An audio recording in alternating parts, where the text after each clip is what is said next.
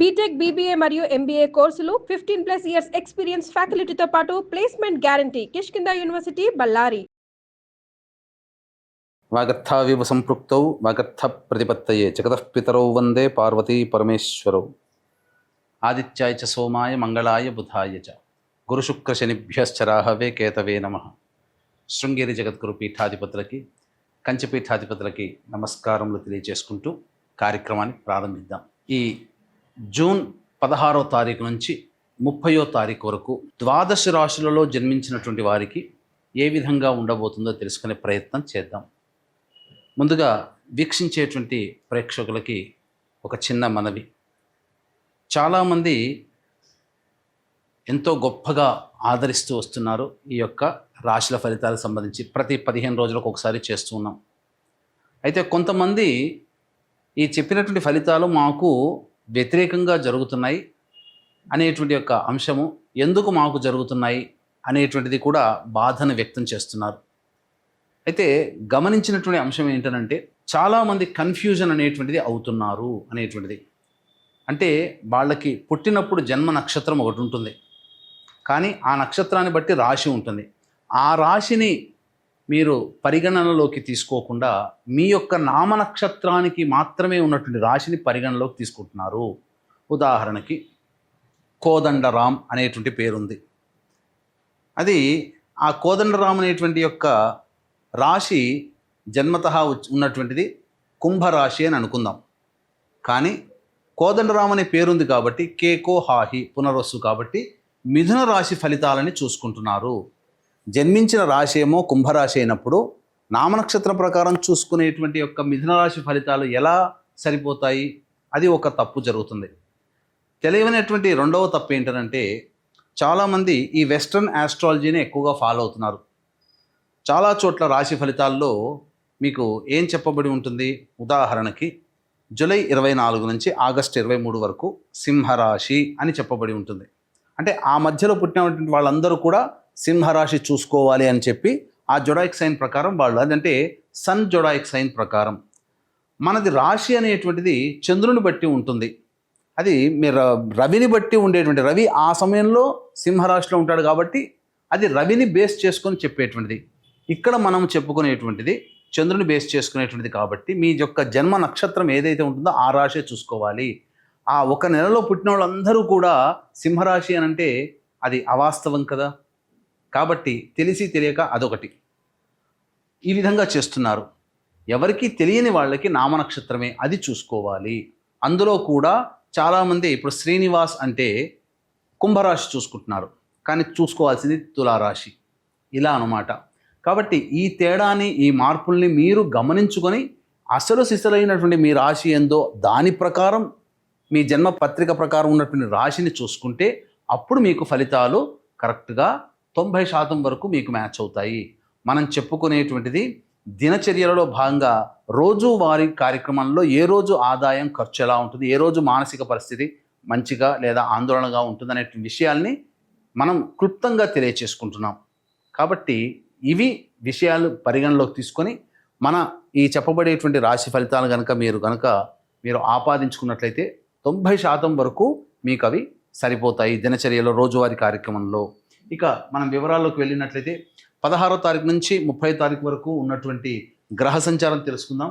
మీనరాశిలో శని సంచారం, అలాగే మేషరాశిలో శుక్రుడు మరియు రవి, బుధ, గురు యొక్క గ్రహ సంచారము మిథున రాశిలోకి, అలాగే 23వ తారీఖు నుంచి బుధుడు కర్కాటక రాశిలో ప్రవేశం చేస్తారు.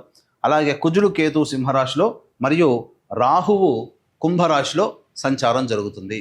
దీనిని బట్టి ఈ 12 రాశుల వారికి ఏ విధంగా ఉండబోతుంది 16వ తారీఖు నుంచి మరియు 30 జూన్ వరకు అని తెలియజేసుకుందాం. ద్వాదశ రాశులలో భాగంగా 16 జూన్ నుంచి 30 జూన్ వరకు మకర రాశిలో జన్మించినటువంటి వారికి ఏ విధంగా ఉండబోతుందో తెలుసుకునే ప్రయత్నం చేద్దాం. ఈ యొక్క మకర రాశి వారికి శుక్రగ్రహ సంచార ప్రభావం అనుకూలంగా ఉండడం వల్ల మంచి సంతోషంతో, ఆనందంతో కాలం వెళ్లదీస్తారు. ముఖ్యంగా విలువైనటువంటి గృహోపకరణాల వస్తువుల్ని కొనుగోలు చేసే అవకాశం ఉంటుంది. వాహన మార్పులు జరిగే అవకాశం ఉంటుంది. అన్ని విధాలుగా ఆనందదాయకంగా ఉంటారు, సుఖంగా సంతోషంగా ఉండగలుగుతారు, స్త్రీ సౌఖ్యము కూడా కలుగుతుంది, నూతన స్త్రీలు వ్యక్తులు పరిచయం అవుతారని చెప్పవచ్చు. అన్ని విధాలుగా ఈ యొక్క శుక్రగ్రహ సంచారం అనుకూలంగా ఉందని చెప్పవచ్చు. అలాగే ఈ మకర రాశి వారికి శనిగ్రహ సంచార ప్రభావం కూడా అనుకూలంగా ఉన్నటువంటి కారణం చేత మంచి ఫలితాలు పొందుతారు. సంఘంలో పేరు ప్రతిష్టలు పొందిన వ్యక్తుల యొక్క పరిచయం మీకు ఆనందాన్ని కలగచేస్తుందని చెప్పవచ్చు. అన్ని విధాలుగా సహాయ సహకారాలు మీకు కింది ఉద్యోగస్తులతో మీకు ఉంటాయని చెప్పవచ్చు. రాహుగ్రహ సంచారం కూడా మీకు అనుకూలంగా ఉన్నటువంటి కారణం ప్రధానంగా మీరు ఊహించిన దానికంటే ఎక్కువగా ధన రాబడి కానీ, లేకపోతే నూతన కార్యాచరణ అనేటువంటిది చేయాలనే సంకల్పం కానీ కలుగుతుంది. చక్కగా మీ యొక్క కుటుంబ సౌఖ్యాన్ని కూడా మీరు కుటుంబాన్ని మీకు తగ్గట్టుగా తీర్చిదిద్దుకునే అవకాశాలు కూడా మీకు లభిస్తాయని చెప్పవచ్చు. ఇక రవిగ్రహ సంచార ప్రభావము సంపూర్ణముగా యోగాన్ని కలగజేస్తుంది. అంటే నిరుద్యోగస్తులకి చక్కటి శుభ సమయం అని చెప్పవచ్చు. చక్కగా ఉద్యోగం లభించే అవకాశం ఉంటుంది. మీరు ఇప్పటికే ఉద్యోగస్తులుగా ఉన్నవాళ్ళైతే మీ యొక్క పేరు ప్రతిష్టలు పెరుగుతాయి, హోదా పెరిగే అవకాశం ఉంటుంది, ప్రమోషన్స్ వస్తాయని చెప్పవచ్చు. మీకు ఇష్టమైన చోట బదిలీలు జరిగే అవకాశాలు కూడా గోచరమవుతున్నాయి. అన్ని విధాలుగా యోగదాయకంగా ఉంటుందని చెప్పవచ్చు. అయితే ఈ యొక్క బుధుడు కూడా 23వ తారీఖు వరకు కూడా సంపూర్ణంగా ఉన్నటువంటి కారణం చేత ఎప్పుడో పెట్టినటువంటి పెట్టుబడికి సంబంధించినటువంటి రిటర్న్స్ని మీరు పొందుతారు. అకస్మాత్తుగా మీకు ధనాదాయం కూడా లభించే అవకాశం ఉంటుంది. ప్రభుత్వపరమైనటువంటి కాంట్రాక్ట్లో పనిచేసేటువంటి వాళ్ళకి ప్రభుత్వం నుంచి డబ్బులు బిల్లులు శాంక్షన్ అవుతాయని చెప్పవచ్చు.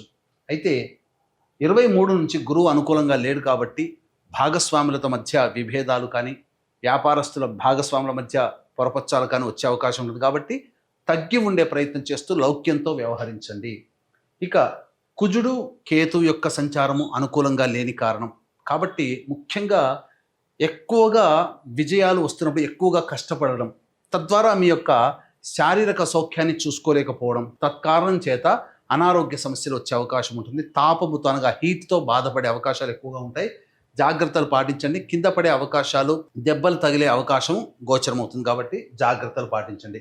ఇక గురువు అనుకూలంగా లేడు, గుర్తుపెట్టుకోండి. ఈ కారణం అసలే దైవానుగ్రహాన్ని సూచించే గ్రహము, పనులలో అనుకూలతను సూచించే గ్రహం.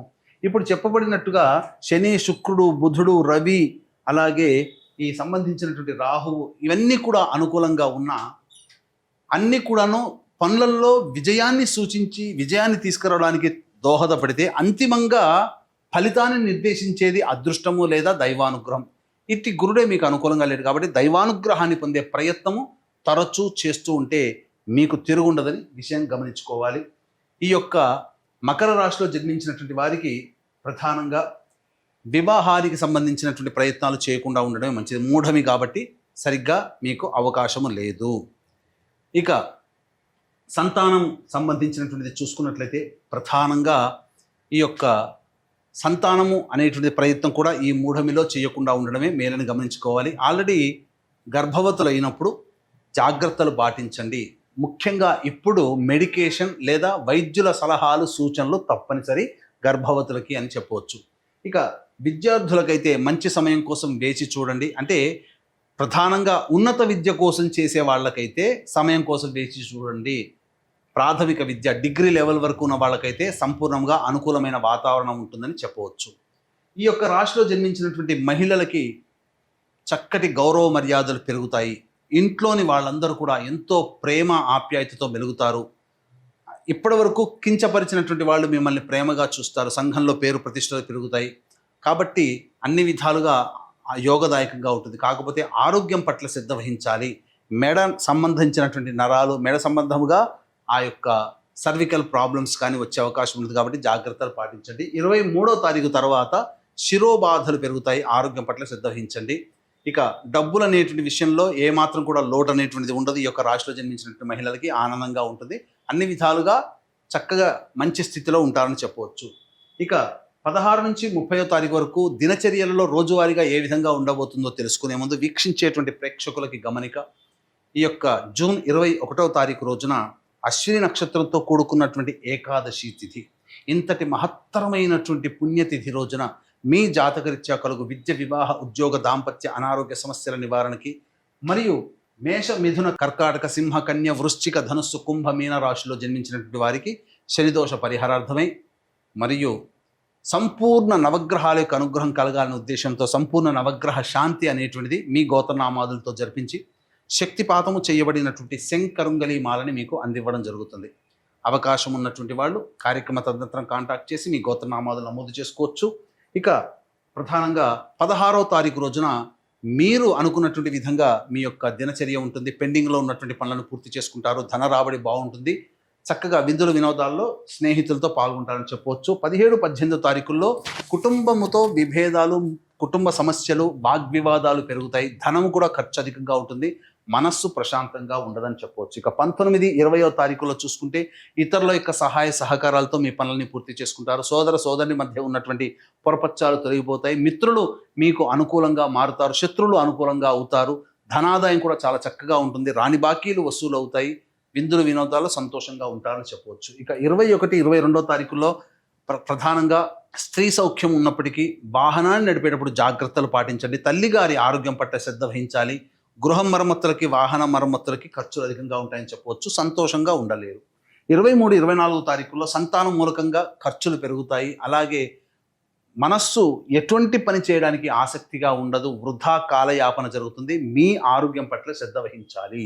25, 26, 27, 28, 29 ఈ 5 రోజులలో మీరు ఊహించిన దానికంటే ఎక్కువగా ధన సముపార్జన ఉంటుంది. ప్రమోషన్స్ లభించే అవకాశము, ఉద్యోగ సంబంధముగా మంచి వార్త వింటారు. లక్ష్మీ ప్రవాహం ఉంటుంది. అలాగే బదిలీలు లేదా ప్రమోషన్స్ జరగడానికి అనుకూలమైనటువంటి రోజుగా చెప్పవచ్చు. అన్ని విధాలుగా ఖర్చులకు మించినటువంటి ఆదాయం లభించడం, విందులు వినోదాల్లో సంతోషంగా ఉండడం అన్నీ కూడా ఆనందంగా గడుపుతారని చెప్పవచ్చు. 30వ తారీఖు రోజున మాత్రం మీ ఆరోగ్యం పట్ల శ్రద్ధ వహించాలి. ముఖ్యంగా ఖర్చులు అధికంగా ఉంటాయి. మనస్సు ప్రశాంతంగా ఉండదు. ఏదో ఒక సమస్య మిమ్మల్ని బాధ పెడుతుందని చెప్పవచ్చు. తర్వాత చెప్పొచ్చు ఇదేమిటంటే ఈ యొక్క మకర రాశిలో జన్మించినటువంటి వారు సమస్యల పరిష్కారం కోసం, దైనందిన జీవితంలో వచ్చే సమస్యల పరిష్కారం కోసం ప్రతిరోజు కాలభైరవాష్టకము, దత్తాష్టకము రోజుకి 3 సార్లు పఠించండి. ఇప్పుడు చెప్పినటువంటి సమస్యల కంటే ఇంకా ఎక్కువగా మీరు సమస్యలు ఎదుర్కొన్నట్లయితే దగ్గరలోని మంచి ఉపాసనా పరులైనటువంటి జ్యోతిష్యులను సంప్రదించి వారి సలహాలు, సూచనలు కనుక పాటించినట్లయితే మరింత మెరుగైనటువంటి జీవితాన్ని పొందుతారని తెలియజేస్తూ సర్వం శ్రీ ఉమామహేశ్వర పరబ్రహ్మార్పణమస్తు.